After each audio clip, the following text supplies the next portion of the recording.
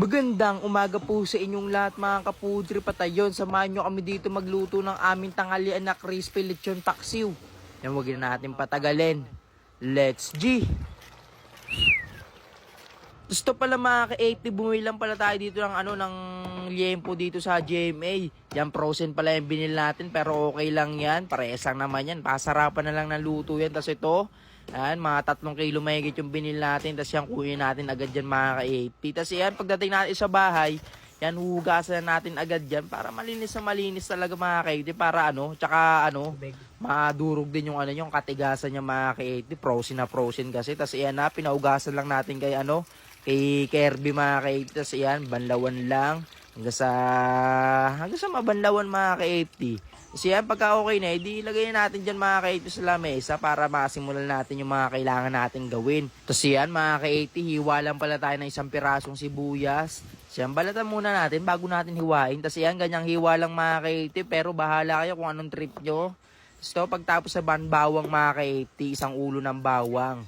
Yan, tanggal-tanggalin lang natin, tapos durug-durugin lang natin. Tapos ito naman, syempre, lechon paksiw Kailangan maglasang lechon siya, tanglad yung kakailanganin natin. Papakuluan natin yun sa tanglad mga ka-80. Alangan maglechon pa tayo. Tagal yan mga ka-80, kaya gagawa na lang natin ng paraan yung pagpapakulo para maglasang lechon siya. Kasi yan na, mukhang okay na, narolyo na natin ng ganyan. Yan, simulan na natin yan, salpak na natin yung kawali natin, tapos yung binili nating liempo. Yan, pasalpak na natin kay Kirby yan. Medyo kinakabahan pa si Kirby magsalpak pero okay lang yan. Tapos follow up pa natin mga 2 kilong tubig. Yan, pag sumobra, edi mali na kayo agad. Tapos lagyan na natin yung sibuyas. Tapos yan, bawang. Daan-daan lang yung proseso natin dito para maintindihan yung mga kaide. Para maging masarap na yung luto nyo. Tapos ito, tanglad, lagyan na natin dyan. Tapos follow up ng laurel. Tapos mga 2 kilong asin lang mga ka-80. Hindi, joke lang. Tapos paminta. Tapos takpan lang natin mga ka-80. Ito mga ka-80 lang natin to. Hintay lang natin to hanggang sa lumambot siya. Hindi natin alam kung ilang mga minuto yan. Basta hintay lang natin sa lumambot. Bantay-bantayan lang natin. Tapos to mga ka-80, makalipas sa mga 20 minutes. Yan, buksan na natin to. Yan, mukhang okay na yan mga ka-80. Di na natin kailangan papalambutin ng sobran kasi piprituhin pa natin to para maging crispy siya. Tapos yan, nanguin na natin. Isa-isa lang para smooth na yung galawan natin. Di tayo nagmamadali. Basta masarap yung food trip natin. Kung paano gutom na, di bahala sila kung nagmamadali sila. Tapos yan, mga ka-80, yung pinagkuluan, huwag nyo itatapon yan. Yan, itatabi lang natin yan mamaya. Aamin natin yan sa sauce natin mga ka-80. Dadagdagan natin sa sauce yan. Tapos to, salpak ulit mga ka-80, hininawan lang natin yan. Tapos lagay tayo ng mantika. Yan, hindi yan gear oil mga ka-80. Bagong mantika yan. Tapos iyon, lapag na natin isa-isa. Yan, medyo tumatalsik-talsik mga ka-80, nakakagulat. Yan, tignan nyo naman yan, Nangangarati talaga yung dyan, yung tumatalsik mga ka-80, natalsikan pa nga tayo niya, pero okay lang. Tapos yan, bilisan lang natin para wala lang, para matapos. Ayan na, ubos yung pasensya ko, nilagay ko na lahat Ganun din naman mga ka-80, din naman yan, magiging crispy naman lahat yan mga ka-80, kaya sinama-sama na natin yan. Aalagaan lang natin yung mga ka-80 sa halo para maging ganyan mga ka-80, para mag-crispy siya.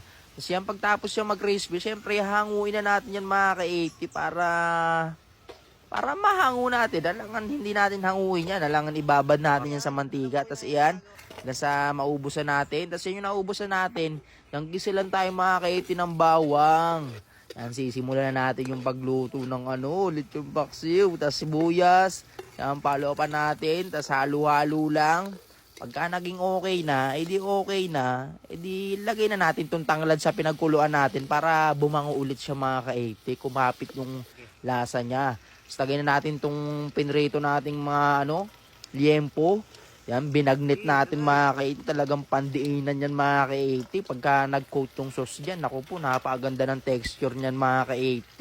Talagang mapapatawag ka kay Lord niyan mga ka-80 pag kinain mo yan. Tignan nyo naman yan, Talaga, pandiinan Kasi yan, papaksiwin na natin yan. Lagyan natin ng suka mga ka-80. Kaya nga, lechon paksiw Hindi pwedeng walang suka yan. Stakpan lang natin. Pakuluan lang natin mga 5 minutes. Yan, okay na yan. Buksan na natin yan. Pagtapos ng 5 minutes, talagang napakabango. Tapos papalo pa natin ng sauce niya mga ka-80, yung kaninang pinagkuluan natin. Para walang kawalang lasa mga ka-80, kapit na kapit lahat. Tapos halo-halo lang mga ka-80 hanggang sa pumogi ka, hindi joke lang. Tapos yan, pagtapos natin haluin, yan, lagyan natin ng tapa mince mga ka-80, yung wasak na tapa mince mga ka-80 ha. Tapos syempre, ang star, mangkanor mga ka-80, lagyan na natin yan mga ka-80, kaya para maging lechon paksiw talaga.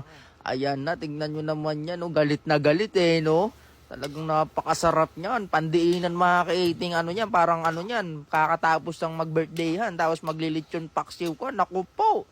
Tuloy na naman ang inuman. Tapos yan, takpan na natin yan mga ka-80. Tapos yan, buksan na natin ulit yan, makalipas ang 1 minuto.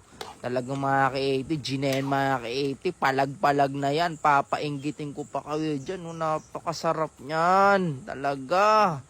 Kaya mga ka-80, kung ako sa inyo, lutuin nyo na to sa bahay nyo. Talagang hindi ka magsisisi. Tapos yan, tapos na tayo magluto. Hanggang dito na lang. Salamat!